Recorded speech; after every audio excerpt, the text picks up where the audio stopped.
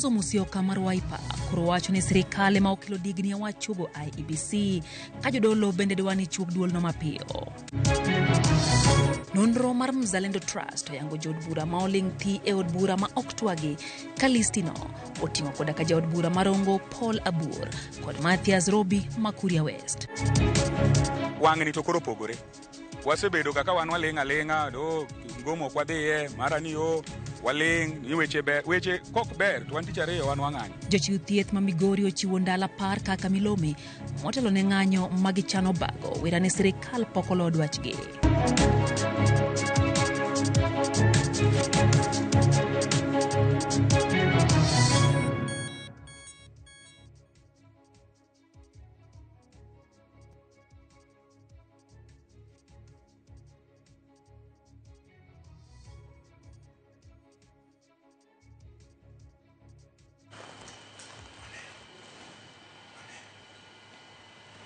Machiri nyakurumga jongwa ntegi jaloko marwa Wilson Ochuka nyinga Lydia Hokeo. Jatend bura mar Wiper Kalonzo Musyoka oseo sirikal kuom yole chugo duol mar IEBC kowacho ni maketo piny Kenya ya kik yore kalore kod chik mapacho kae. Karobedo ni duond bura mar National Liberal Party ng'ur ni Kalonzo kod lange temo gwenyogi e chenro mar yiero jachung' mar Azimio ya put madhi chugo IEBC. Kalonzo wuondo ne ni kagima ntiere lwet sirikal e wach makamano. Jafwambo marwa Cynthia Onyango lero ni jalup jatend piny Kithure Kindiki to okwedo wach makamano kowacho ni chenro no digni nikech ywaruok mantiere Azimio. Kalonzo wacho ni riwruog Azimio kane omi thuolo mar piedho jogi kendo chiwo nyingi kaka doho ne dwaro ne gitimo mapiyo ka gisani giwacho ni gikia gimomiyo digni osebedo e chenro mar chuogo IEBC. Azimio was given 48 hours to forward the name of the candidate to be in the panel that will constitute the IEBC. We had to adhere to the strict timeline by the court.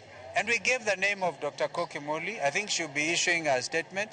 But there are people who are afraid of our abilities. They want to get user-friendly candidate. Kalonzo onyiso jatend piny William Ruto mondo kaw ting' mowinjore mar neno ni nyinge jogo mawinjore ochuog IEBC opedne jo Kenya mapiyo. Name within the next 1 week the panel, and then the next few months we should have in place an IEBC. When they're impeaching Gachagua, right? They marshaled more than 2/3. They should have marshaled the same to make sure that constitutional amendment was done so that the country will not be in a crisis. Bende, obiwo seyo ne tend doho mapacho ka ma owacho ni kawa yula e tijgi mar konyo chuogo IEBC. Even of the judiciary, the fact they are not even able to move this process forward. So we are calling them out that this is a William Ruto strategy to make sure that there is no IEBC. Korka kore, jalup jatend piny Kithure Kindiki to gonyo tol e ng'ut sirikal ka wacho ni duol mar IEBC pok ochuogi nikech jo Kenya moko ne odhi e doho ma ochungo yiero mar joma onego yier commissioners.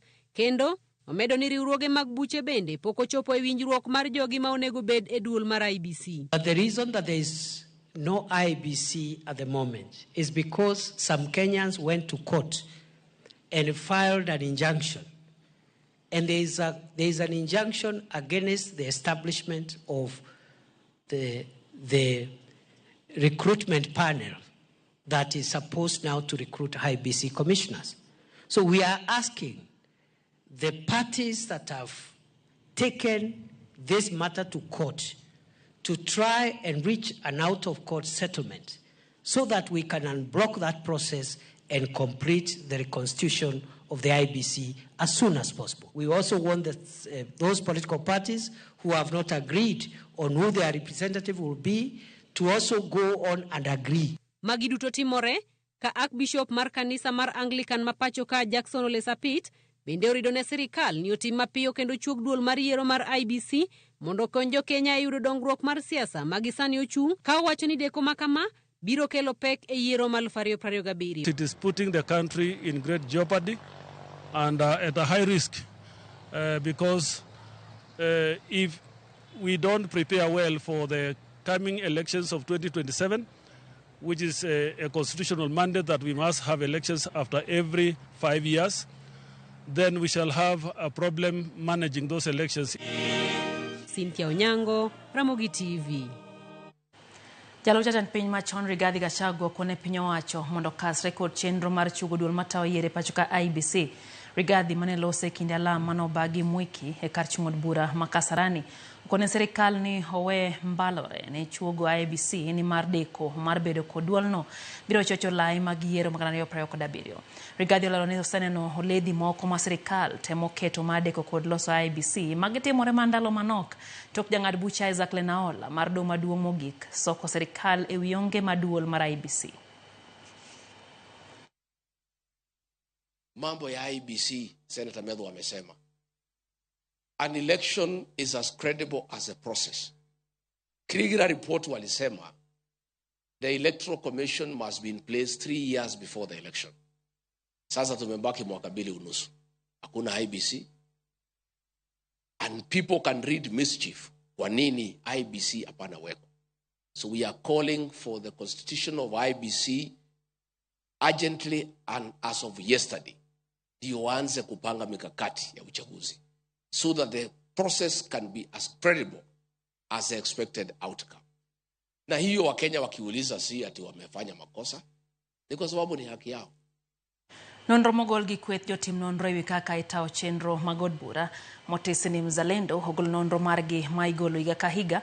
Nonro manyiso jaod bura ma Funyula Wilberforce Oundo mosetwakie mathoth mogik e od bura ka jaod bura marongo Paula Buor ma Kuria West, Mathias Robi kod Oscar Sudi ma Kapseret gine moko kuom jaod bura ma poko ng'amo kata matin e od bura. Gwenge makaluo jaod bura maseme James Nyikal mosetwak mathoth mogik bang' twak nyadi 94. Bende nonro nolero ni yiero mar jaod bura ma Suba North Millie Odhiambo kaka jale kweth manok e od bura en achiel kuom okenge mano osekelo mor e od bura. E nonro machiwo ler ewi kaka itawo chenro mag od bura, nonro ma itawo gi kweth marango chenro ma kamago motisni Mzalendo, kama gichiwo e report margi ewi kaka jaod bura osebedo katwak e od bura kuom thuolo mar higa mangima. Nondo no yango ni jaod bura ma Funyula manoyier gi otiko mar duond bura mar ODM Wilberforce Oundo Ojambo mosetwaki mathoth mogik e od bura bang' twak nyadi 103. Iluwe gi jaod bura ma Dagoretti North mar ODM Beatrice Elachi mosetwak di 98 nyaka higa chakre. Jaod bura maseme James Nyikal mar ODM luwe bang' twak nyadi 94 ka jaod bura ma Kitui Central Makali Mulu mar Wiper mosetwak di 80 kod Aidan Keynan mar duond bura mar Jubilee mosetwak di 41. James Nyikal ma en jaod bura maseme ma owuok kaka jaod bura makaluo ma osetwak mathoth mogik osecholo twak maro mang'wen e od bura kama oting'o loko chike kedo gi kansa, siro twak ewi kaka counties chiwo lesen, twak ewi keto masinde mag satellite mag manyo lwasi kod paro mar chik ma manyo lokruok chal kor lwasi. Nondo ni bende oyango jo od bura mamine ma osetwak mathoth mogik kama oting'o Beatrice Elachi ma Dagoretti North osetwak di 98, Zamzam Chimba ma Mombasa osetwak di 72, Catherine Omanyo ma Busia osetwak di 53, Dorothy Ikiara en jaod bura Mowal osetwak di 38 kod Jane Maina ma Kirinyaga mosetwak di 37. Jo od bura marawere ma osetwak mathoth oting'o Jane Maina ma Kirinyaga mosetwak di 37, Cynthia Muge Manandi mosetwak di 22, iluwe gi Gitonga Mukunji mar Manyata, Basil Ngui Mayata kod Charles Nguna ma Mwingi West duto mosetwak di 20 moro ka moro. Nondono bende oyango jo od bura ma pok ne ong'amo dhog ngang' chuth kama oting'o jaod bura ma Kapseret Oscar Sudi mar UDA, jaod bura marongo Paula Buor, George Aladwa mama Kadara, Mohamed Sud Mvita, Kiprono Sero Maburabu, Mathias Robi Makuria West, jaod bura Mowal Joseph Wainaina kod Irene Kasalu Makitui e kin mamoko. Mzalendo bende oyango midhiero mokwako gwenge ma jood bura magi omako mose od bura. Karongo kod Kuria onge kod mise motegno mag bero ngima oganda, ywaruok mag lowo kod dhier omuomo oganda ka bende mwandu mantiere gwenge go ok pog maromre. Bende oyangi jo od bura mosepedho paro mathoth mag chik machalo kaka Didmas Barasa ma osepedho paro 4 mag chik, Peter Masara Masuna West osepedho paro 3 mag chik, Rahim Daud osepedho paro 3, Joyce Kamene paro 3, David Gikaria paro adek kaeto iluwe gi Sabina Chege, Owen Baya kod Geoffrey Ruku duto mosepedho paro mar Mario moro ka moro. Nonrono bende oyango senators mosetwak mathoth mogik e od bura. Gin kaka Senator Manandi Samson Cherargei mosetwak di 209, Edi Gisheru ma Migori mosetwak di 159, Senator Mawal Tabitha Mutinda mosetwak di 142, Eric Mogeni Manyamira osetwak di 137 kod Senator Mawal Gloria Oruoba mosetwak di 136. Senators mosetwak matin mogik gin Senator Makwale Isa Boy mosetwak di 6 kende, iluwe gi Senator Mawal Betty Batuli mosetwak di 19 kod Shakila Mohamed mosetwak di 22. Mzalendo yango kenge mosekelo mor gi mago mosekelo midhiero ne od bura kuom thuolo mar higa achiel mokalo. Welo mar jaod bura ma Suba North Millie Odhiambo kaka jalee kweth manok e od bura nokelo mor kendo jiwo tend joma mine e od bura. Kata kamano, nitiere gigo manokelo midhiero e od bura machalo kaka ng'anyo mapek manobagi gi rawere mag Gen Z manochopo nyaka e od bura bang' kadho paro mar chik mar omenda, gino manomiyo jood bura ringo kawuok e od bura mar reso ngimagi. Mwandu mathoth mag od bura bende nokethi ka mach bende notia kuonde moko e od bura. Jochiw thieth e kaunti wa Migori moting'o nurses, jogo matie laboratory kata clinical officers, mago matie kuonde ma ikawe yedhe mag osiptal kod moko oramo ni gidhi ng'anyo tich chakre tarik 10 mar dweni ka giywak ni sirikal oseremunjo ywakgi. Jafwambo mar George Malero jochiw thieth go wacho ni sirikal oseremunjo dwaro mag gi moriwo koda ka miyo gi koma makare mar thieth, chwalnegi e lemo mamalo e kind mamoko. Bang' miyo piny owacho ma kaunti migondo 14 kawo chakre tarik 25 mar dwe mar 11 mar higani mondo chopi dwaro margi moting'o choro gi malengas mar tich, medo ndiko jotich e migaono mar thieth kaachiel kod miyogi okumba mar thieth makare. Jochiw thieth e kaunti ma Migori wacho ni piny owacho ma kaunti ma Migori nyaka sani pok owinjo ywak margi. Today, as the notice period draws to a close at midnight on Monday, 9th December 2024, we are compelled to announce that all health services in public facilities will be suspended starting on Tuesday morning, 10th of December 2024. E kinde twak margi osiptal maduong' ma Migori, jochiw thiethgi kawo tele ko jagoro marwako ma clinical officers e kaunti ma Migori Maureen Maramba wacho piny owacho ma kaunti ma Migori osebedo mana katero gi koni kod koni nyaka ne gichiw notis mandala 14. It's a decision born out of frustration, exhaustion, and betrayal. We have repeatedly sought dialogue and engaged in negotiations and given room for county government to resolve our grievances. Instead, we have been met with total disregard. Our demands were promotion and redesignation of healthcare workers, and also addressing staff shortages and issue of comprehensive health insurance cover. What do our public health officers per sub-location? We are so few. Prevention is better than cure. Wang'ni to koro pogore. Wasebedo kaka wan waling' aling'a, do ngomo kwa dhiye, mara ni waling' ni weche kok ber, to wan tich ariyo wan wang'anyo. Wang'eyo ni dispensaries gin ji achiel, but that's why we are requesting for more nurses to be employed. Jochiw thieth giwacho ni en gima lit ni githiedho ji to gin ka gituo ok nyal yudo thieth makare nikech gionge okumba mar thieth maber.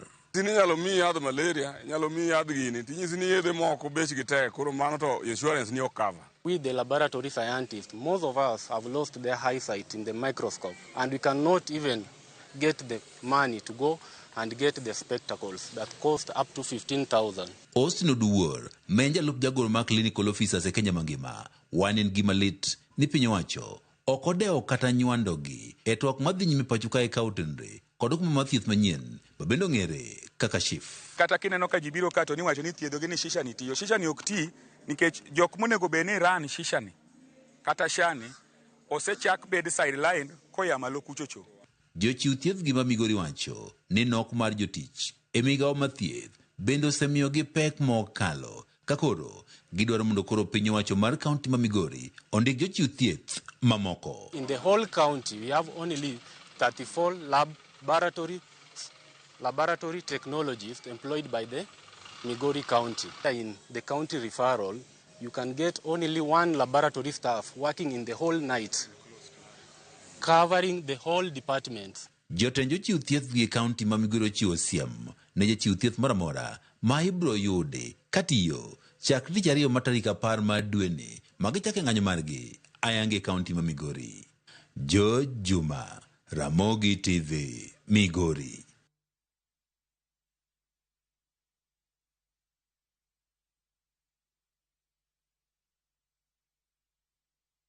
Pesa unaenda unachukua pesa, unafanyia biashara yako, unapata faida na unarudisha.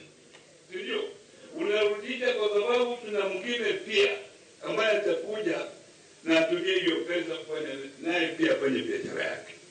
Hakuna mahali unaweza kwenda kwa bank na useme nipe pesa ya bank ati niende nifanyie tu mambo yangu na suluhisho nyingine. Hawa wa MSEA, Small, Micro and Small Enterprises Authority, hao ndio wanapanga mambo mashinani vile nyinyi mnaweza kufanya biashara. Mambo ya manufacturing, wale wazee wale vijana wetu wa jua kali, hao ndio sasa watasaidia wewe. Wako kila kaunti.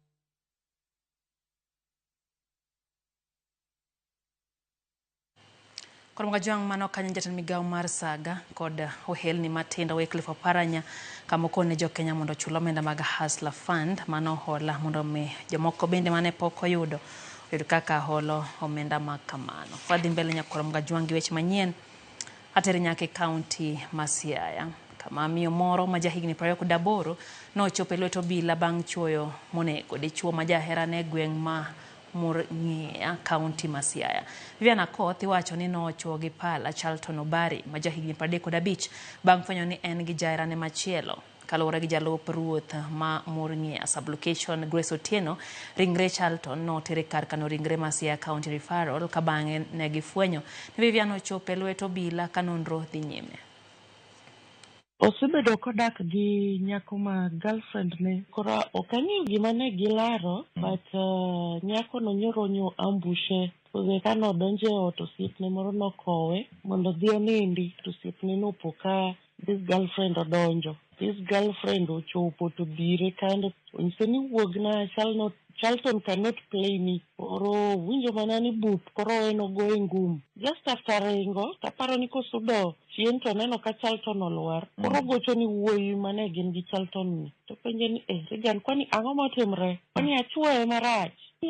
Chuoye marach. Obe no dich kolungo pikipiki kono to wuoyi ni bende oshughulika but no surrender to the police station e Nyoro gotieno. Message manyalo pass across nyithindo matindo gi. Sama gineno ka oknyalre, dak oknyalre, better you live timany kama chielo. Nego ng'ato is not the solution. Because now Vivian is so young, she's 28 years old, she has a kid, mane depend ni mana kuome en kende. Na oseketho maisha mar nyathineni. Charlton bende was an only child to the mother. Now Charlton be oketho ngimane. Daika na paga birio banga sa china midhiambo chenro endatil erokamano kuom medo kete mana ka Ramogi TV kapok okawo yo mokwongo. Nanoka Faith Mzomo kanti Malindi wacho ni wang' ni jok madhi dok dala ng'eny ndi jotelo ekre mar pedho achievements mag mesa kuom higni 5 mag isebede apisi wang' ni wach mar baba gi jogi onge baba sani ote chodhi EU mano pacha Faith. Sami Richie Ogutu ntie Kitui, Benda Charles kantika Nairobi Karen, Liz Nyar Kohima ntiere kodwa kaka mano woro jotelo moling thinya ka edonji od bura. Monica Akumu wacho ni Dubai wacho gichope yo makare kaeto wacho kanyo ni wechego mag geng'o ng'anyo makinde ka kinde ema sirikal onjo bed ni ng'io kaka range pachuka. Sara Singa ntie West Kanyamkago bia no kanyo Albert Guya kati Changamwe Moyezo Gingo ntiere ng'ia wacho ni modong owene Nyasaye oyo matin maendo tiel kikidhi mabor.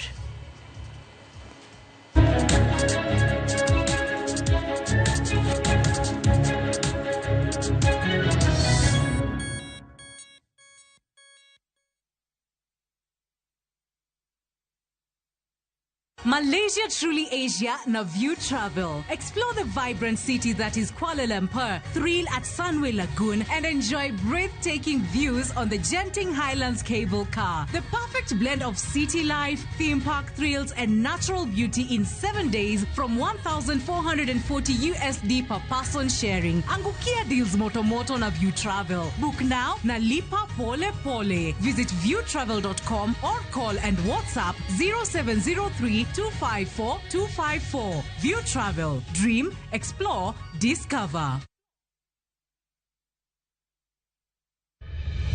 E kinde nyasini, joot gin jok madongo e ngimawa, kata ka ok wan kare gi jomoko.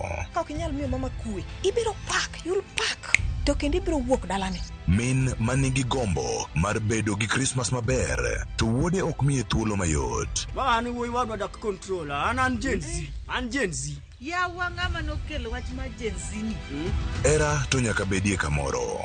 Be in gi ng'ati moro midwaro tero dala e Christmas ni? Kapo ni onge ot dala, tema tek Christmas, imed kregiod lu. E kinde nyasi mag Christmas, pek moko mane ok wapar nyalo biro, to mano kik monwa bedo mamor. Skuku mabiro ni nyaka bidala ba cham gweno. Ne chuny mar mula, mana e Winam Cinema, Jumapil, saa 2:15 otieno kod saa 4 otieno. Mana e Ramogi TV.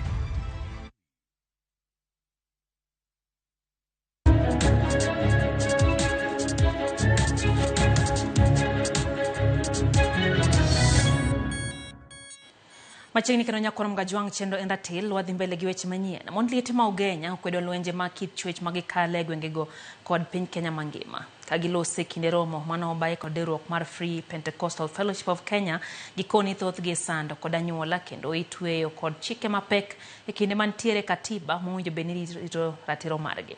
Kaka yuitho moni lero nwaro mono mabiro e ndalo 16 mar kedo kod lwenje ma kit chwech e pacho kae koro olero it mine mathoth mosewito joutegi. Iwinjo ka imagine a chief wacho no chiliel en puodho mipuro gu kwer yoyot. Magi gin moko kuom weche malit ma mond liete yaw chunygi kendo ngogo oko e kinde romo mane obak kod riwruok mar Free Pentecostal Fellowship of Kenya ukwala e kaunti ma Siaya. Ok budhi bang' tho mar chuogi. Thothgi koni e kind lit, irundogi kendo ichunogi kod ting' mar nego joutegi. Chakre kamana sama chuo wothoe, sama chuo pod ni muchari. Kanye miwinjo ni wacho ni inego chuori, sama pod chuori ni muchari no, emi maie nyaka giki. Ka giki pod ni, ka sama bodi pod ni muchari. Kadi chuo tho, tiwacho no dhako e monego. To dhako kotho to ng'ama nego ga. Nikech nyako kotho ing'eni jonyuol ne bende ywage. Wuow kotho jonyuol ne bende ywage. Ni ng'ane onego. Lwenje gi chopo nyaka e kinde ma ichunogi gi terruok kod chuo ma chunygi ok orwako. Weche jalokre e sechegi nikech koro nitie gik mang'eny monego gitim. Achiel kuomgi en ter miteri ka ok iyiero kata ok ihero ichuni kode. Koro lokore lweny ma koro kendo target ng'at mama ni eri. Samuri nyalo beti dala kaka ini chiliel ni bet tigo bura piny ipango buche. Iniwe gan bura ni samore en gima dhi konyo gima ni to kara bura ni en gamna ni nyisinu fundgi. Iwinjo gamna ni nyisinu fundgi kimondo iya e dala ni. Kata bed ni lwenje gi osebedo kadok chien, ywak nitie ni jok ma ochung' ne chike pachoka osebedo kambe kotole kedo kodgi. Wa push kata wadhir sirikal mamarwa kaachiel kod structures magi mondo gihakikisha ni ratiro mag joma mar mon liete orang kabisa. Nitie fuok moko isakre community marwa nikech pod leaders are not pod ok gichiw yo makare ma kata na videos ginyalo report o cases. Higani mine ma onego kod chuo mathoth ne gin joheragi obedo mang'eny kendo ripod obila ma tarik 30 dwe mar 10 ne oyango ni mine ma onegi e higani gin 97. Gino mane ochuno jatend piny mondo mi ogol omenda mar timo campaign mathiro lwenje mag kit chwech e pachoka. Judith Omondi, Ramogi TV. Paro mar wako ganda jo Akamba riwruok mar Mount Kenya kata Gema oyuda kwede mowuok kuom jotelo mag dhot ma Anzauni mana achiel kuom dhodi 22 manie bwo ganda jo Akamba. Giwacho ni winjruogno notim gi ji matin ma oketo dwaro margi owuon nyime ma ok dwaro mar oganda. Kwenye gijagoro mar dhot ma Anzauni Peter Mulingi, jotelogo wacho ni nyaka kaw pachgi kendo nyisgi ber mar riwruogno dhi kelo ne jopiny kopogore gi konyo siasa kaka Kalonzo Musyoka molap dhoge ndong' ne kom ker e yiero 2027. Gimero ne gwenge ma Ukambani osedong' chien e weche mag dongruok kuom thuolo malach ka koro gikwayo ganda jo Akamba mondo kik yie donje riwruok mar Gema ma sani oting'o ganda jo Kikuyu e Mbuko Dameru kapok onyisgi ber mag dhi yudo. Pale manake hatujauzishwa kutoka mwanzo na hatujui tunaenda kuingia pale kufanya nini. Kama tunaweza elezwa ni kitu gani kinatufanya tuingie pale na tuelezwe vizuri kinagaubaga, basi tutakubaliana na maneno, lakini kwa sasa hivi hatukubaliane na hiyo maneno kabisa. This union with Gema, what does it involve? What is the benefit for the community? Is it just a benefit for an individual? Is it just a benefit for Kalonzo Musyoka to become president in 2027? What about the rest of the community? Until all the entire community is involved in public participation, until we sit as a community and discuss, what are we going to do in Gema? What are we taking in Gema? What are we getting in Gema? Our community has been left behind in terms of development. We need to be engaged on how the community is going to develop.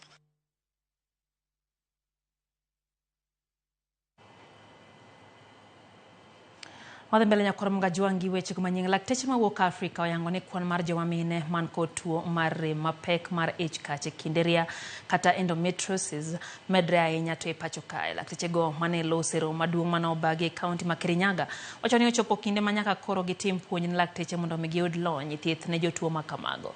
Tuo ni manyalo chakore kinderia mokwongo mar nyathi manyako nyaka chop kinde ma ok oyuderia thieth mare malong'o pok oyangore e pacho kae. Thoth jotuo kinde mathoth itimo ne gibero ka thoth gi bende chwe maonge gi nyithindo.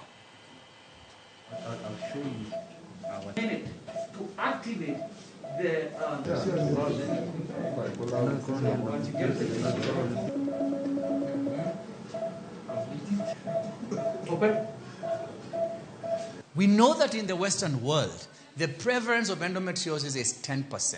So 1 out of 10 women will suffer from endometriosis. That data, we don't have it in Africa.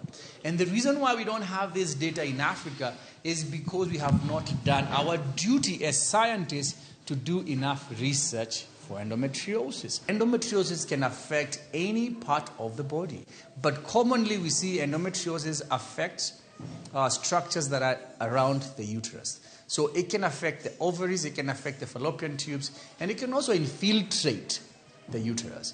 But in some cases, we have seen where endometriosis is affecting the intestines or the bowels, is affecting the bladder, and in some cases, it's affecting the diaphragm. Now, luckily enough, is in our setup, and I would really say, I think in the region, we have been able to attain sufficient skill to address all these conditions. And I'll really say that we have been the first to offer care for endometriosis, especially the diaphragmatic endometriosis. We came to join Dr. John Njagi, who is a known person in the continent when it comes to minimal surgery. So we came to join, see what he's doing, and acquire some skills so we can go back to our country and also help our women. The government needs to invest in it, not only in Kenya, government in even my own country. Oyo matin nyakoro mgajuang' chenro en ratirano ka Philip Elianzo mako bondo wacho ni entiere katito unjo weche gi heyo makare gimino de Regina Nyarkano gimoro ahinya gi ratil piano kanyo ote mano mar Violet Odhiambo ntie Mlolongo Nairobi kaito neno bende Engineer Lazaro Kanyambo wacho ni en England jogi jene mayo Arsenal already penye ni agonda Saniga Shagwa chief opposition hoyo matin maratil kikidi mabor.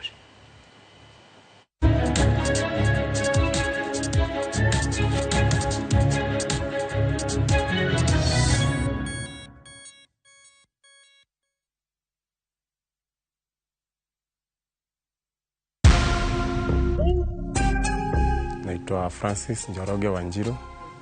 Nimetoka Thika na nafanya kazi ya Madhri. Nilicheza na 99 shillings super jackpot, nikapata bonus ya 13 out of 15, nikapata 161,465. Nitafungua biashara yangu na kusomesha watoto wangu. Naweza ambia watu wacheze, ni kitu ya ukweli.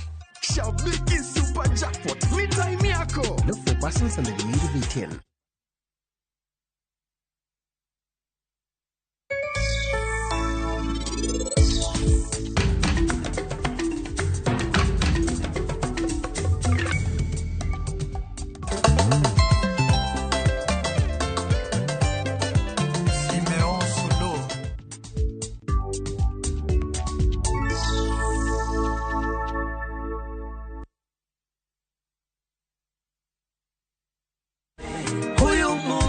Amefanya kweli, kwangu mimi amefanya kweli,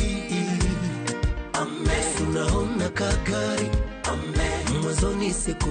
Kupata wimbo huu kama sikiza tune yako, bonyeza *811*381#. Sikiza na Citizen ni nyumbani kwa wasanii wote.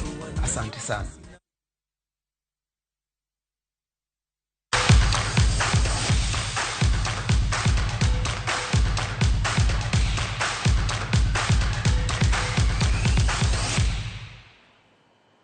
Hussein Mohamed no yer kaka jakom riwruok matadhula pacho kae yiero mano bagia lap makisarani gymnasium jafomar James Opono no yore yiero no mano bedo gi lokruok mathoth kowuok kuom jochung' kom mar FKF kendo miyo report no yo machal kod mae. Okinyi mar saa 3 jokanyo mag riwruok matayo tuke adhula FKF chopo kar rombgi. Yiero en mar jakom kaachiel gi kuku matayo riwruogno mar FKF. Security, please. Arita nyoni malo, arita manyo jiw gi obila manigi bunde kod runge. Yiero gikone nyo chakore ka jakom manyien Hussein Mohamed gi jalupne McDonald Mariga nokao telo. E round mokwongo jalochne ok oyudore achiel kachiel bang' Hussein Mohamed yudo kura 42, Doris Petra yudo kura 31, Bari Otieno kura 10, Cleophas Shimanyula kura 4, Sami Kempes Owino kura 2, Tom Alila kura 1, kajagoro maduong' e klab mar Gor Mahia Sami Ochola nowuok gi lwete nono, ranyisi ni kata klab mare ne okomiye kura. Chris Amimo bende nowuok haj. Round mar 2 noluongi e kind Hussein Mohamed, Doris Petra gi Bari Otieno ka thuolo ne odong' ne jochung' mondo osero ombulu. I gave it my all, but it wasn't enough. I hereby concede to Hussein Mohamed. Doris Petra nochung' kendo lando ni ogo bade piny dakika machuok toke. It has been an honor to serve as GS of FKF and also try and run for the position of FKF president. Unfortunately, this time we were not lucky, but you never know. I want to concede officially and congratulate Hussein Mohamed. Bari Otieno bende lwete no bedo mapek kendo wuok e ng'wech ka thuolo nodong' mana ne Hussein Mohamed. Bang' goyo kura e round mar 2, Hussein Mohamed ne oyier kaka jakom manyien gi kura 67. Mariga and myself, I think we have, over the last 20 years in our careers, him as a footballer and myself as an administrator, we have a proven track record. I mean, our history is open to everybody to research, and I can assure you that we intend to carry on in the same spirit to bring glory and to bring prosperity to this particular sport in the country. Adita mar Hussein osepong' kama thoth rite e apisi. Maduong' en timo ikruok tuke mag CHAN mibiro bagi higa manyien kapok ikruok bende chakore motelo ne tuke mag pinje Afrika higa mar 2027. I'm very confident that the government is committed, that my team will move with speed also to ensure that the preparations are put in place early enough. Of course, we will be reaching out immediately to the Cabinet Secretary and to other stakeholders as well, potential partners, on how we can ensure that we are not caught up in a crisis in regards to the preparation of the big events and tournaments that are coming up. Jokanyo e kuku mar FKF bende no yiero dichieng'no manyoro. Collins Kale no yier jakanyo gwenge Manyanza, Caleb Amwai Western, Gabriel Mugendi Coast, Daniel Shikanda Nairobi, Mohamed Dabara North Eastern, Jakom Club mar Murang'a Seal Robert Masharia Central, Charles Njoka Eastern, Peter Kamau Lower Eastern, Bernard Lagat Upper Rift, Violet Kerubo Momanyi no yer kaka woman rep. For today was a very good day for the team that we thought that they were really pushing for it. Hussein Mariga team. So first of all, it's congratulations to them. It's a great job, and that's also a new hope for the football family. So personally, I'm also very excited because sometimes when you have a change, because we have seen what the other guys did, they did their part, but there's always something for more development. Loch mar Hussein kelo lokruok e telo mar FKF bang' jakom machon Nick Mwendwa tayo riwruogno kuom higni 9. Yiero orumo ka Hussein Mohamed oyier kaka jakom mabiro tayo riwruok mar adhula FKF pacho kae ka ting' maduong' ma en go en chano tuke mag CHAN mibiro bagi higa manyien e pacho ka. James Opondo, Ramogi TV, Nairobi.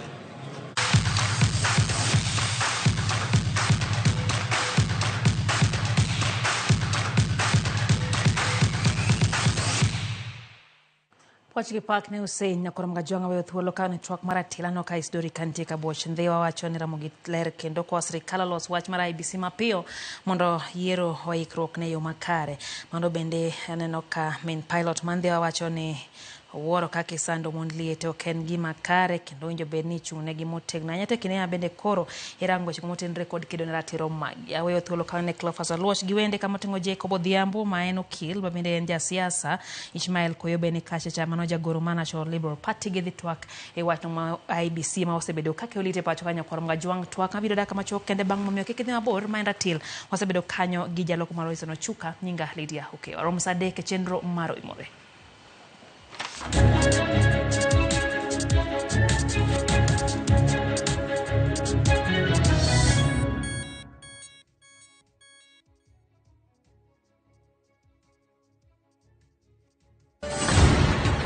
Eichung Punjab, hera motegno ne odongo. I love you, Sarabjit.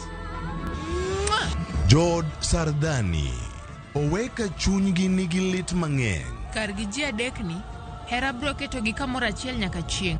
Chunogi ni nyaka gimakre motegno gi hera kod winjruok. Okunyal paro kaka unupuonju, wan ji adek wan wachalo kaka ngum.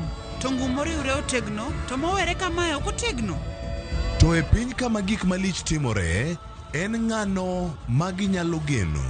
En ang'o momiyo nyakono okawo pache kamano? Kara nyakono en ng'a? Riwre kodwa e wuoth manyien mopong' gi hera kod chir.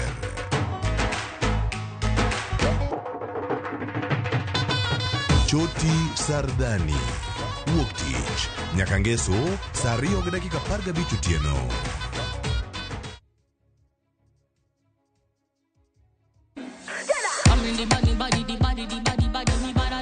Kik bai, winj mit mar thum kendo imiel radar. Kik od belo bai. Belo number 1. Gi twak mamulo rowere gi oganda duto. Ka in gi nyako ma tiyo, oneno mbele mayot moloyo nyako ma ok osomo. Wakelo ni jongolo mopogore opogore. Mane mbak ndalo, chakre wuok tich nyaka tich abich, saa 8 odiochieng'. Mane Ramogi TV. Kidliekno achiel maber nigi achiel marach. Kit telo mane ma gidwaro nyiso generations mabiro. Sama winjo ki ineno ki yanyo wadu mbui kikiringi donje. Kenya waber kabisa e pepa. Pinje moko kawa blueprint. Wanto wandiko kakanyo to wakete shell. Joma ne nigi lony ka no chako timo gini kendo. Classification meeting moga. Oyo. Kose yier jotelo. We must allow them to work. Kiwe siasa tenge migo oko cha. Ber mar ng'ato. Papi e lach. Ka papi e tekni. To loki e patan. Janyao onge mbala. Kama iro dhuolore mach nyaka bedie. To mantiere ka IBC okadho kolok commissioners. Kaka wanene, wuok tich ka wuok tich, chakre saa 2 okinyi, kik bai.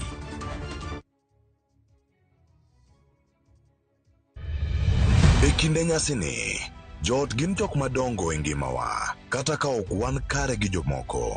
Ka ok inyal miyo mama kwe, ibiro pak, you'll pak. To kendo ibiro wuok dalane. Min manigi gombo mar bedo gi Christmas maber, to wuode ok miye thuolo mayot. An wuoyi wadwa dak control, an Gen Z. Yawa ng'ama nokelo wach ma Gen Z ni. Era to nyaka bedie kamoro. Be in gi ng'ati moro midwaro tero dala e Christmas ni? Kaponi onge ot dala, temate Christmas imed kragiod lu. E kinde nyasi mag Christmas, pek moko mane ok wapar nyalo biro, to mano kik monwa bedo mamor. Skuku mabiro ni nyaka bidala ba cham gweno. Ne chuny mar mula, mana e Winam Cinema, Jumapil, saa 2:15 otieno kod saa 4 otieno. Mana e Ramogi TV.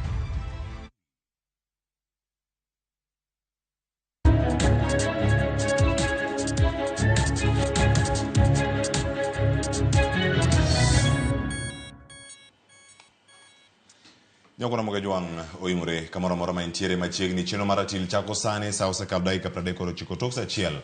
Odhiambo ma kawuono kama dabago twak kantiere kae lo George Bati dadi kule chenro mar Ratil kawoda kelno kane piny Kenya to chunge machanade kotenore kod digni makoro sani okwako chuogo duolno mano matayo yiero pacho kae kata yudo commissioners mago mag IEBC.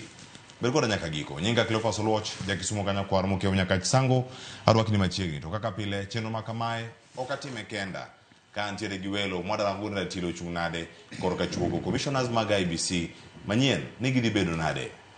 Odhiambo ma kawuono ntiere kae kod Ishmael Koyo ma en jagoro e duond burano mano mar National Liberal Party oimore kendo machiegni e Ramogi TV kawuono. Oimore ahinya jokanyanam. Erokamano ahinya. Erokamano ahinya kuom yudo thuolo mar chopo kar ka nyako Ramogi Jwang kama chielo bende an ka kod okil Jacob Odhiambo ma bende odatwa godo. Odhiambo ma kawuono Jacob oimore kendo machiegni. Orimore ahinya. Amoso jowinjowa ne oimore kendo ahoko moni machiegni mondo wapuonjre kanyakla. Erokamano ahinya. Nyako Ramogi Jwang dwe mokwongo kata Januari higa mar 2023 jakom mar IEBC kachiel kod ka commissioners mamoko ariyo nowuok e apisi ka kindegi mag tiyo ne orumo. Kawuono waloso karka wantiere dwe mar 12 ma bende nyiso ni higa mar 2024 rumo. Commissioners gi pok oyudi kendo nyaka sani nitiere fuo. Kuonde chung' od bura adek ma pod nyaka sani onge jod bura magi kachiel kod ka kuonde mamoko ma pod onge MCS. Yiero kachiel kod ka wich bar mantiere karka. Obiro nang'o? Chal mar wach wuon to en mane? Kantiere ywaruok manya bedo ni adieri nitiere kind duond buche ariyo mantiere e riwruog siasa manok e sirkal masani kata telo masani mano wawacho kata minority parties gi gin mage mano kamorango gi Nyako Ramogi Jwang achiel kachiel. Mondo mi achak twak kantiere ka kod Ishmael Koyo okonwa ni nyaka sani digni makama en digni mochan koso digni mopoyowa kaka oganda jo Kenya. Erokamano Cleophas. Mokwongo chandruok ma wantiere godo e IEBC obiro nikech tim mar wang' teko gima kizungu dendo ni impunity. Jogo manoloso chike mopogore opogore gima wadendo ni the progressive 2010 constitution and the subsequent legislation mobiro matayo constitution nikech ing'eni constitution koselosi nyaka los ne gima iluoko ni acts of parliament to operationalize pend chikego. Iyudo ni chik nowacho ni kapok IEBC matiyo owuok e ofis to onego bed ni jogo madhi replace gi donjo ofis dweche 6 kapok jogo ka wuok e ofis. To nikech wan ga gi tim mar wang' teko kaka josiasa waneno ga nena ni piny Kenya en marwa. Gima nono bed ni Uhuru Kenyatta gi administration mare loso kapok ne giwuok e ofis ne ok giloso nikech ne nitiere paro moro ni gine ma pond gi dibete sirikal kane waseyombe azimio. Koro digni mineno wantiere godo sani niendi enena wach mar bedo gi herruok ni ka ok an to kono bed ng'at machielo loso gini. Ma endi gima de ok wabedo godo dine bende giluwo pend chike mar loso IEBC manyien kane pok giwuok e ofis. Koro miyo gi sani niendi problem wantiere godo to losi nikech wane mane wahero mondo wachop kama wantiere. Erokamano. Jacob, kama wantie kae wayudore digni ma ochan mobagi makare koso en gima opoyo? Anyalo wacho ni ka wang'iyo chien kaka ne watimo yiero ma 2022. It was disputed. Ne en gi koko moko. Azimio mane wantie ne complain ne wa yuak ni yiero no kotimore yo makare kaluwore gi presidential elections. To ne waneno ka commissioners moko e Bomas kucho no declare the current president. Commissioners moko ang'wen no dhi Serena Hotel mogolo press conference ka gimbe giwacho ni yiero no nonego bed kama.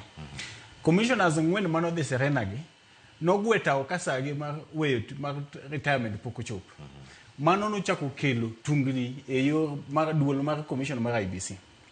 To parliament bende no en act legislation IBC Independent Electoral Boundary Commission's bill ma the president no assent to. Gimomiyo parliament notimo kama ne nitiere ruogni e yo mane dhi chuoggo duol matayo yiero. Omiyo parliament bill ma parliament nokalo ma MPs nokalo ne chiwo yo makare minyalo los go IBC. Ne bill ni okret gimo miluongo ni selection panel. Selection panel ni noting'o ji 9. E ji 9 mar selection panel ni magi joko mane dhi bet piny katimo gimiluongo ni vetting mar joma ne applicants manyien. Then ne gikawo nyingegi to gioro ne ker mondo act on them. But wabedo gi shida kapok kata mana the selection panel ni obedo constituted fully. Kapok olos selection panel mar ji 9 ni to wabedo gi shida. Shida mwabedo go obedo through Wiper to gi Liberal Democratic Party ma kawuono untiere kaute ma jagoro mar National Liberal Party kachelo koda ka in ija Wiper. Wach ma wacho ka en niya. King'iyo bill cha to bill no wacho emphasize the wach mar 2/3 gender rule. Ni selection panel milosoni nyaka ng'iye weche mag 2/3 gender rule. To king'iyo LSK ne golo dhano nikech mane kaka no odhi bedo constitute. LSK ne golo representative margi denomination religious caucus bene golo ji 2. Gina political parties liaison ne golo ji 3 according to the bill. Then Parliamentary Service Commission bene golo ji 2, achiel from majority party, achiel from minority party in the parliament. Then parties ma ilungo nango ko wawacho ni jok ma as it political liaison committee or something bene golo ji 2. Ko NADCO report inyalo paro ka NASA odonje wuoyo gi Kenya Kwanza magiloso the NADCO team mano the Bomas mobedo piny mowuoyo mo come up gi resolution moko noting'o wanda gi ni Kalonzo Musyoka gi nentie kane giwuok kanyo to ne gi dispute wach mar the selection panel mane ker nosechugo cha. Koro ne gidwaro ni mondo joga gi moko bende omedi gi slots moko. Mano was in dispute. No mondo omedi gi slots moko. Koro Wiper Party ne okelo nying ng'ato. Liberal Party nogolo nying ng'ato. Ji nodhi yiero, nogo kura. Ng'ato noyudo kura 17, ng'ato noyudo kura 7. Ng'ama noyombo kanyo? Hello? Ng'ama noyombo kanyo? Koki mulie mondo Maja National Liberal Party. Ema noyombo. To nani Erastus oringo the court, Justice oringo the court. Oyudo orders ge moko. Wiper koki muli bochako the court kendo. Ko gini osebede court, Wiper noyudo orders moko, jogi bende ge ko wach ni court. Kero ok nyal dhi mbele. Selection panel chabe ok nyal dhi mbele. Nikech wach moro ni e court ka. En ang'o miyo gini nyaka bede do kar kama wantie ni Ishmael Koyo nyaka sani en digni ma ochope kar ka ne une Azimio uduto pogruok ni donjo kama chal nade kama ineno ka ogai mar mano mar Wiper odiochieng' ma kono bende loso weche gi maga mago mag yiero commissioners kata loso IBC manyien. Diponi yiero manotim mane yiero achiel ma en jatendi ma bende nitie godo kanyo National Liberal Party nyaka sani digni makama dosetieki Cleophas mokwongo ber ka wanyiso jopiny adieri owadwa ni awinjo ka wacho weche makade nini e court dose twe. Nikech mokwongo wacho ni Liberal Democratic Party did not even participate. Be onge kate Azimio. Party mantiere Azimio ni National Liberal Party, mane chama mano yier candidate mare. Mar ariyo, NASA notho 2017, sani ne wan gi Azimio. Koro waket jopiny e ler mondo ging'e gima timore, kech gini is a very emotive matter. Wach mar Azimio, owadwa ne wacho ni Kokimuli no yombo. An kama ntiere ni, owacho nyaka no yombo kura 17 gi kura 7. Gigo kimedo gi, mano nyiso ni 24 votes ma cast. Azimio wan gi 23 political parties. Mani ng'eni koro, mano be again, you've misled our people. Gimano timore, en ni the IBC Amendment Act of 2024, under the first schedule on the Principal Act, no been amended. Part 2B, mana wachonea, of the 3 nominees mani di work under political parties liaison committee, ng'ata achiel ne di work parties geko maonge bunge, to genindo ka Azimio, to genindo Kenya Kwanza. Ng'at machielo ne di wuok e Kenya Kwanza, majority party. Ng'at machielo ne di wuok e Azimio, or minority party. Mane gima sheria wacho, minyalo somo word by word. Kane ogik ni koro gini nosebedo operationalized. Ker noketo koke e bill KICC. To kata ka ker pok oketo koke e bill KICC, jo Wiper oseliethore magin ne gisekawo nying Kokimuli magitero na registrar. Registrar ndiko negi barua kanyiso gi ni ok unyal lichuri ni usiemo ng'ato gi luth asiema ni wan wasesiemo Kokimuli. Registrar nyiso gi ni gini endi nyaka usubject to gimiluongo ni free, fair and a competitive process. Yani gima nyaka utime yo ma uyanga, yo ma ji opieme, ma ji oyiere democratically ni my candidate wa. Bang' manendo ka that letter was withdrawn, to no yaw ne ji pak mondo ji apply. Majority party mar Kenya Kwanza nogolo candidates 2.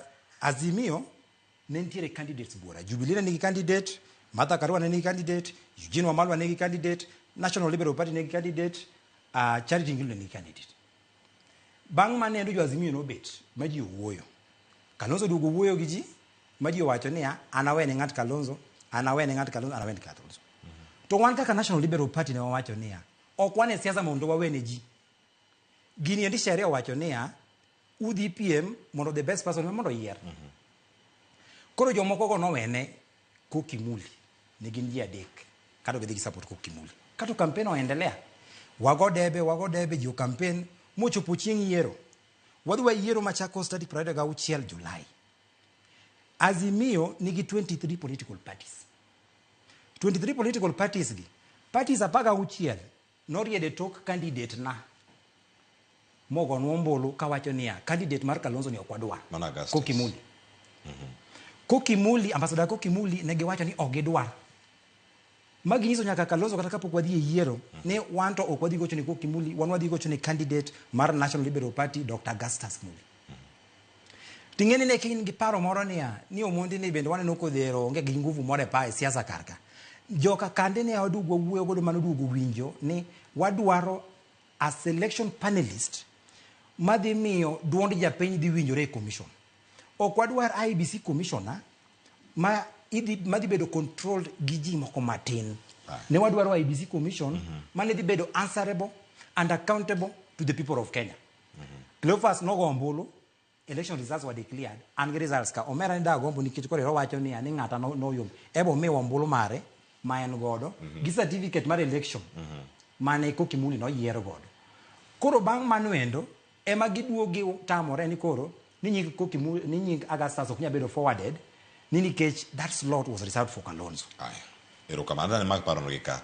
To Jacob Abiri, en ang'o miyo jatendi go debe kendo seo sirkal kuom rem mano mar chuogo commissioners mago mag IBC, to en owuon gi duond bura mare gin magimako bura mara chuogo selection panel kata put monego beni yiero commissioners mag IBC. Kanyalo duogi kanyo. Adwa wacho ni mokwongo ni kane wadhi yiero mag 2022 nane Wiper to nyaka samu weni okane Wiper nikech ng'eni an gi freedom mara gi right mara as a shit gi political party but anyalo duoki because an ka ing'eyo ni nitiere gimoro manowuok ni nitiere meetings moko ma Wiper party leader timo gi president piny to king'iyo gini to gi the actual thing matimore on the ground tiyudo ni maybe nitiere kamoro ma games moko nitiere megoyo and ing'eni politics chutho chalo chess game ma ng'ama otuge maber ema yudo result modwaro cha. Politics nyadi mang'eny ok oriere ahinya, igo kwandi ka be odhi donjo kaka odhi donjo mbele kucho. Koro samoro awacha ni samoro dibed ni wan kaka jopiny ma kawaida wang'iyo ni delay ni en a court case, but samoro dobed yo ma idwa ketogo jopiny obed makachopo kamoro to kuri kono wani ing'eni onge time moro ma is left, the limitation mar boundaries onego beni timo time onge, continuous voter registration ing'eni sani ok dhi mbele to onego beni gano dhi mbele until a few months to elections or even a year to election. Ing'eni sani continuous voter registration onge madhi mbele, nyiso ni Gen Zs moko mineno mang'eny mako kuwuok e school gipoko register kaka voters because nobody is doing that. Koro we have a problem, we have a crisis, wan gi shida. But shida ni jotendwa emo uketo shida ni obedo. Because adwa nyisi Cleophas, onge kaka inyalo nyisa ni case mane court mane do sane ma ikind Wiper gi National Liberal Party ni jogi ok nyal kade be ni gidich gi wach mar IBC ni kabisa no ginyal wuok gi withdraw case no to giloso oko to wach de bwan ka Kalonzo omina dier ni embo dwari IBC olosi oko nyal wuok oko to wach de bwan nao gima timore kae waneno ka wadeko IBC ni mondo mi commissioners gi yier gi chamo ma gi bed in place ma gi make budget ma gi chak organize for 2027 election. Time is bad. Interesting amantire godo. En jatend piny Kenya William Ruto koso jo Wiper makoro chunjo ni interest ni an kang'ie kian. Taneno ni interest ni kind jatend piny to gi Wiper leader Kalonzo Musyoka because onge kaka Wiper leader Kalonzo Musyoka be public liel kucho to go kako nego benilo so IBC to e bade konchiel to ene mane code ma ene modino yo monego benilo so IBC ticha kinyisowa ni nitiere romo moko mabe gitimo ke piny gi jatend piny. Ismail kikwanyo kama kama Jacob Ochopeni dipo ni en kwan megoyo to kwan igoye kama uonge weche ni edo rombe kilieko ni timore uchung kama chal nade koso kwani dhi gwenyu mbele kwan ok nya gwenyo Cleophas ining'eyo ni duond bura mar Azimio oting'o gaye ma dito ma control siasa ma Kenya mondo kata wan bende National Liberal Party mondo ne wagore gi Kalonzo Musyoka, Eugene Wamalwa, Jeremiah Kioni group no te mane wayombo gi nyaka election ni nyiso ni wan bende wapangore kisiasa. The principal reason momiyo a political party is formed en mondo ilos serikal. One National Liberal Party okwadhi Azimio ni wan yarus. Wan ok wan kacha ni wan flower girls. Wan ok wan kacha ni wadhi wiro ni ji makeup. Ni Kalonzo kose siemo ga luth ni aniko kimuli ne waluko kimuli. Wadhi kacha chande mondo wan bende power ni wambe wagrabi. Koro kipenjo ni to chandruok ni akany. Kaki no Kalonzo dwaro ni mondo ng'ate ma mondo bede selection panel. Nikech tijni en tich midhi tima na ndalo prochiko kende. Mane machiko chiwo. Makanda lo prochiko no rumo to chuno ni koro parliament nyaka chak bedi mondo med negi tam mag dite koro time mare. To wasebedo ka walalore. Wasebedo gi buche mang'eny gi Kalonzo, wasebedo gi buche mang'eny gi jo Azimio ka wapenjore ni to koro ere kaka wach mar Azimio kende is going to hold the whole country at ransom nikech interest mar ng'ato. Wambe interest mar kaka National Liberal Party en ni ng'ato mano seyier nyaka dibede panel mondo wan bende obed itwa nikech wang'e ni ka en kache chande to bro nyiso weche madhi mbele kocha. Ineno mana kaka ne owadwa ni owacho wach mar Cherera Foka nyisi ni ne gin kache chande mondo gimbe ne gigo oporo kani giwinjo gimoro marach mane timore. Yiero mar presidential election Cleophas ok en tuk nyithindo.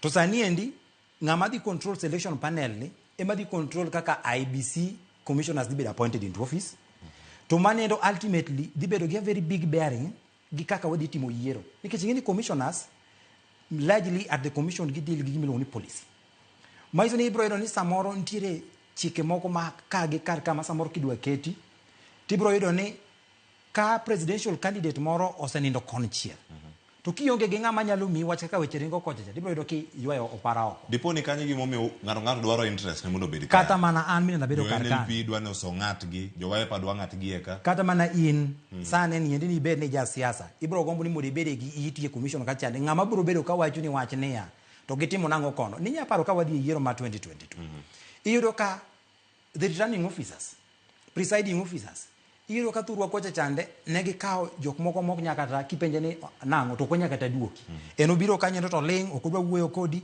voter registration sani dwa kira kaka voter registration timore omiyo sama ionge gi jok manyalo timo gima chik dwaro e commission nikech ng'enyne wasebedo ga gi commission magin asiema gi luth en commission ma is remote control ma kodiche bukati kama to odhi oling e backroom kucho ndika to koduogo to wacho niya ne results from Kisumu Central Constituency en kama ok wadwar kaka National Liberal Party and Azimio ok wadwar commission madhi chalo gi Chebukati ok wadwar commission midhi negnwa TV Bomas of Kenya koro koseneg TV Bomas of Kenya wan koro miwa mana kwaya ama koro wernwa ka kwaya wera kata ka kwaya wuok ni to ka Chebukati golo wiye matin ko golo wiye no limbo matin ko biro to landonwa na ya ni ng'ane moyombo kaka presidential candidate wadwaro commission Cleophas mako idhi tim yiero to gitimo gima sheria dwaro miwacho niya they must be accountable and transparent maka ombulu wuok e polling station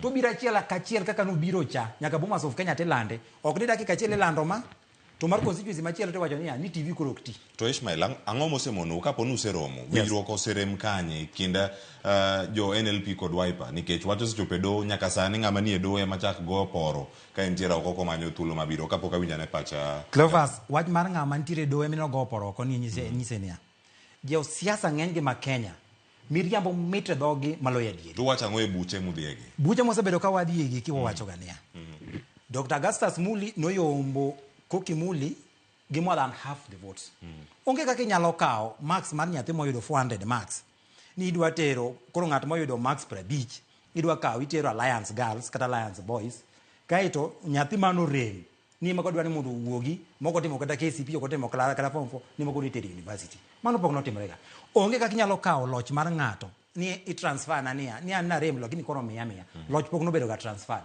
tirem wan wanyiso Kalonzo makata na wacho ne wasebedo ka walalore saka sana owuogi koki owegini kendo na penjo Kalonzo ni to in ne sasa maji wuega wache mar IBC chakre higa mar 2002 ka Kalonzo dwa timo gimoro amora e IBC karka to nyaka winj ga nying Koki Muli Kalonzo bende koro ber ka nyise jo Kenya ni to en ang'o e kinde gi Koki Muli ni manyaka nene 202 Koki Muli 207 Koki Muli to Koki Muli ne ni okelo nyaka 2013 manyi motimo nyaka interview ni mondo ne tere odhi obed commissioner mar IBC morem 2017 ochako rem 2022 kendo chako kelo waka Jacob en interest machal nade manyalo keto piny mangima piny Kenya duto ineno IBC nyaka sani Clovis interest man ka en presidential election ma 2027 to jo siasa go kwan kaka gidwa kwalo yiero no adwa nyisi Cleophas ng'ama kwalo yiero kaka jo siasa dongi winjo ni sani Kalonzo romo gi Ruto keleng gotien to ichak kwale selection panel ka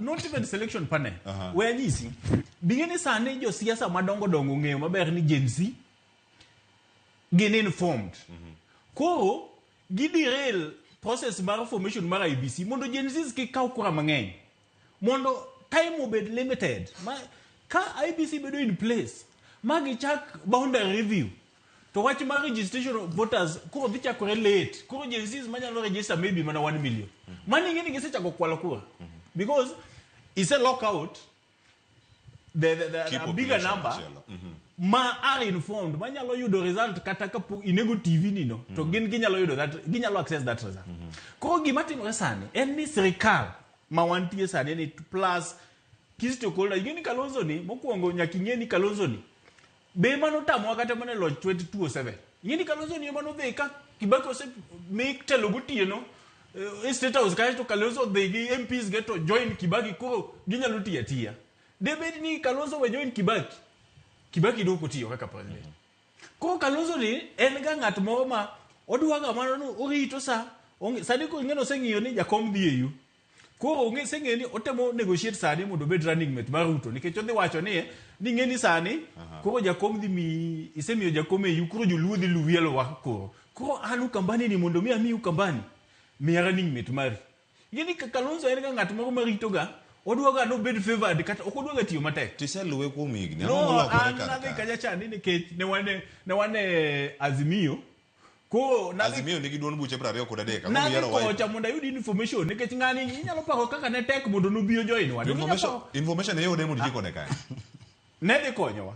Jomage. Ne dhi konyowa kaka ing'eyo kama tiye okadwa wacho ka. Lakini inyalo paro ni Kalonzo ni noloso gimoro gi Mudavadi gine ni kia ni wan Kenya kia ng'wango. Koro ne githago wa no gidwa bire collusion. Koro nyaka ne wadhi kocha cha wawinjane to gipango nang'o ang'o matimore kocha.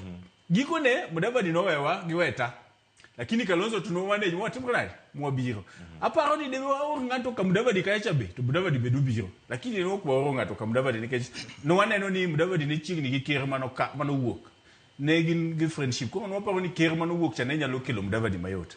But ka se wacho mano gima wacho Cleophas Enia ni wan kaka jo Kenya moso joma tinde mawuoyo nyaka waketi twa oko nyaka wabed akicha nikech jo siasa gi mane level ma ok marwa gi giseyuda yo ma ginyalo tugo gi pachwa kama we anyisi Cleophas bingeni case mane kotni debede ni jotendwa ma Kenya kadwa ni mondo los IBC in time case no de gisegole kot in para ne wachika chago kaka notimo wachika chago impeachment no chakore ni to kinyo rucho to se tiek maga chago sebedala pode ne otuo kare no stall lakini impeachment de bele mabe okdwa rit kata mana wane osetieki eno ya geche ge igolo kucho iduogo ne kindiki iduogo koni to gachago ko wuok ka chagi ginene ang'ome mar IBC ni ok tim gi ng'wech kaka notim wachika chago cha nyisi ni ya nitie interested parties to jogi ok dwa no losa IBC chon nikech ko losa IBC chon to achiel gima ne timre ni Gen Z dhi register kaka voters mang'eny namba 2 nitie boundary reviews moko midhi tim kaka korwa kaka ndhiwa kacha wanyalo yudo constituency moro mondo wabed gi some counties 9 mano gimo gidwa an kaka kama wuoga ka bondo kasepul ward mantie nyalo barderi nikech of the population mondo wachak wayud ward machielo mano gima jogo ok dwar koro girito mondo sa odhi odeki kasto giloso IBC no kaka gine magidwaro to be IBC sama gibolose giwacho ni omera ngini makoro favor idonjo ka to mai gi medhi tim mai idonjo ka to mai gi medhi tim koro commissioners kas donjo kacha ka gin gi specific instruction gi specific duties magidhi tim jo Kenya bet ni rito free and fair elections in 2027 kare elections osetiek sani koro ka gi 2027 tikala omiyo gima owacho and Isaac Lenaola justice no wuoyo maber malich ingeni justice Isaac Lenaola osebede a presidential election petition ariyo ko ong'eyo how difficult it is and ne winjo ko penjo valid questions owacho niya jodalawa nyochu neno kaka kata sama itimo ginene filing mag cases mag Gachagua the deputy president mano bedo impeached no neno ka the e-filing cha no fail ko adwa ni uno jo Kenya uting gini e wiu ku the 2027 because kaka gima no waseloso mu waketo mobedo maber nyalo fail sama koro Gachagua ne dwa file cases moko kanyo online to koro gino jam nyiso nango nitie jomoko nitie cartels moko matemo test ni gini be nitie kaka wanyalo jame in future erokamano ko Isaac Lenaola sichako yawo itwa kaka jo Kenya erokamano to gigi timore duto to yawo it kata golo doke it oganda monego meno oganda winjo gigi duto iwacho ni ene krok ni yiero interest gite kama gintiere gin mana rango ni yiero uonge luoro kata kaka NLP ni osechak tim ukora mora kapono ni kayiero poko chopo an gidago mbone monda kwa uganda luo sana wabunge ma Nyanza MCAs governors senators jatelo moro ma wuok luo land gi ngata miluongo ni jaluo anasegora ne gini makelo gini pacho ane jaluo mar ariyo bang' Raila Amolo mosegore gi Kalonzo moyombo Kalonzo anadhi kati chande kama chuone gore gima onge jaluo mosetimo nyaka ne chak chwe piny Kenya nyaka ne wachak bedo gi electoral commission. Ane jaluo mokwongo dhi goruok ne joluo makelo gimiluongo ni selection panelist nominee. Nikech sani ene ng'ani endi kodhi obedo kachi chande to interest mara nyaka kuonga ng'ini to oganda wa ni kama chal nade. Ere kaka oganda wa are also going to benefit out of this thing. Gimoro ng'eni ka jisik wuoyo ga ni to gik mantiere ka ng'atwa mane man kanyo mabe nyanyiso kaka weche dhi. Koro miyo leaders wa ma Nyanza, leaders wa ma Luoland, go buguru tienda, miyauru support. Mondo gini endi kaka nasekele pacho ni gini kik lal. Mar ariyo, gimomiyo ineno ka sani endi weche gi nyaka medhi kaka no gedheni. Owadwa ni endi wacho ni Lena Ola no wuoyo maber. Yes, no wuoyo maber nus, but be no wuoyo marach nus. Ratiro mari kaka ja Kenya, gik mana kama ratiro mara chakore. En ratiro mar those other 8 panelists mondo bed sworn in.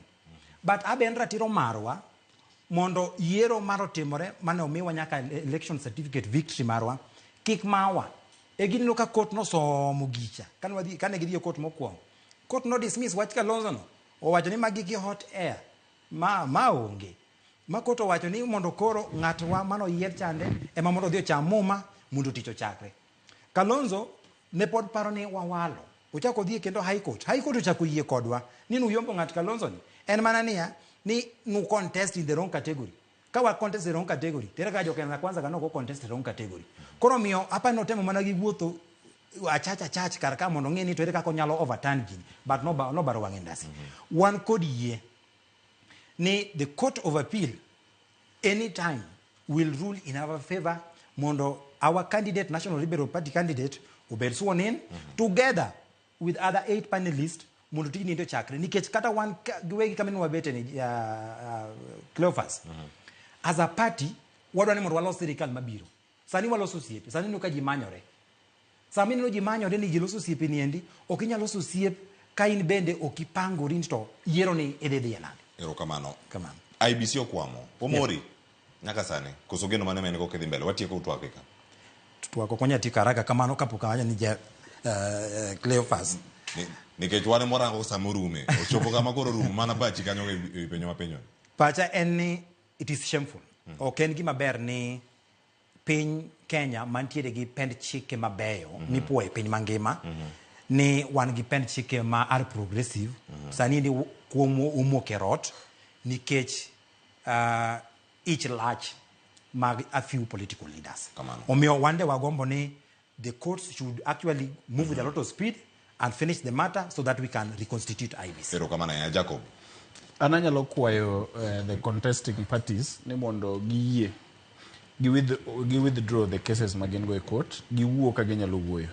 To muloyo anyiso jo Kenya ni wawuogo mondo wawuogo mondo jok mo obede gi owinje duon jo Kenya ni jo Kenya duogo ni mondo IBC oket in place mondo processes mag yiero ma 2027 ochakre. Nikech ka ok olos gi sani to wabiro bedo gi shida mbele ka wabiro contest the outcome of the election. Erokamano ya Jacob Odhiambo kachal koda ka Ishmael Koyo kumbedo koda ka era tinya kura moga jwang kama chope karka en tiende ne jopiny dwaro mondo IBC olosi kwayo nitiere mar mondo mi buche mantiere doho mondo mi ogol oko kendo selection panel kata put mondo ochungne chuogo commissioners manyien mag IBC oketi kendo chak tich kanye kama wantiere kendo kanye kama ratil oyiengore Odhiambo ma kawuono elo George Bati Adikul ma onego beri tayo cheno maratil nyega Cleophas Oluoch jagisumo kanya kwaro moke nyaka sangu erokamano kumbedo koda ratil warangane kendo juma manyien ni ratil dhibedo ka yiengore kama chalnade oriti masane medneno Ramogi TV.